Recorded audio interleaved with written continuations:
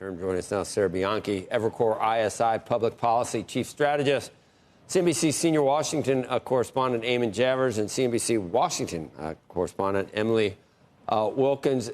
Sarah, I'll just start with you, kind of clockwise, I think. If everything was in the big, beautiful bill, and we do have midterms, I don't know what the composition of anything looks like after the midterms. I could see it going, either way. I could see, the Republicans even doing better if everything works out. I could see, on the other hand, something not quite as friendly to the president happening as well. But if everything's already done, is that all about trade? Is that all we're going to be thinking about? Well, certainly the president is coming off a great string of victories, and the legislative one is super impressive. I do think, in addition to turning to trade, they do have a job to sell this bill to the American people. It is unpopular right now. There are some stimulus for the consumer coming into spring of next year. That could be helpful.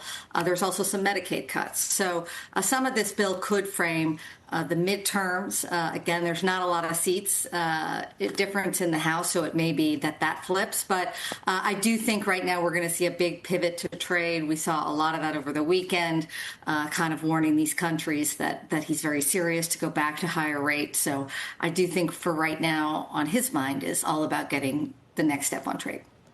Eamon, we have the Treasury Secretary on, and we've been hearing about some of these deals being imminent for a long time. Maybe, I know that, perhaps India, that would be a big one if that were to come before Wednesday. Do you know anything, Eamon?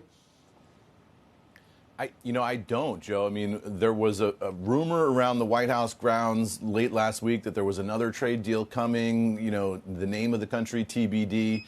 That never happened. The president announced this trade deal with Vietnam, or at least a framework with Vietnam last week. But we don't have yet any details on that. We haven't seen any paper on that. We haven't seen the Vietnamese side of the equation on that. So we don't really know where that one stands.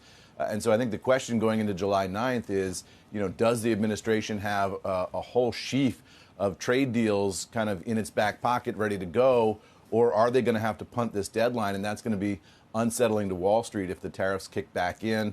And you remember where we were back in April. So if you're on Wall Street today and you're looking at this, the big question is, how far is Donald Trump prepared to go, leaning into the trade populism that he leaned into earlier this year and disrupting the market? With the market at all-time highs, Trump may not want to rattle that cage as hard as he did earlier this year.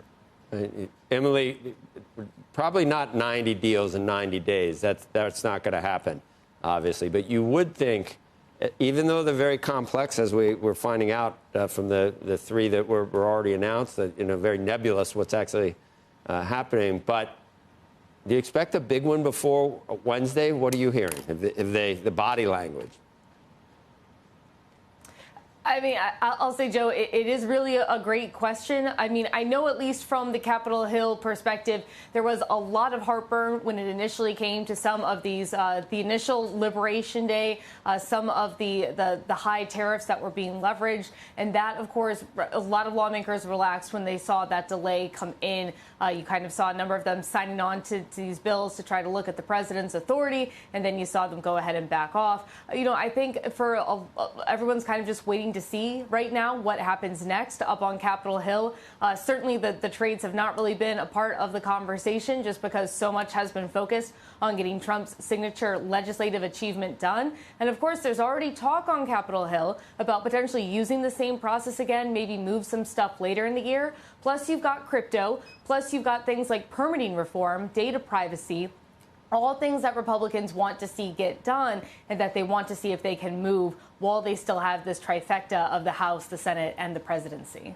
Sarah, do you think that any deals about future reconciliation were made to get some of those votes on either the House or the Senate? Because we had people in the Senate and the House that said, look, we don't need, it's a big, beautiful bill, but we're going to come back and get more spending cuts somehow. We're going to, we're going to use more reconciliation. Do you think they're already talking about that? Do you know?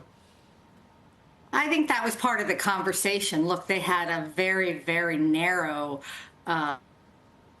a vote count. There were a lot of people on the Republican side who were uncomfortable that they didn't do better on the spending side. That was certainly a concern of many in the House.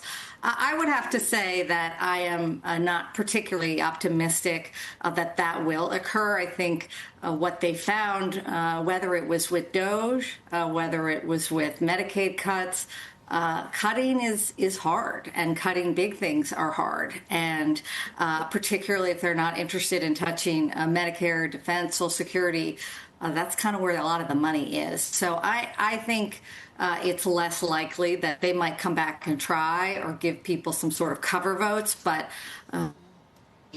this year is that we are headed for higher deficits, and right now the market seems to be tolerating that, and until that changes, I don't really expect a big change on deficits on Capitol Hill.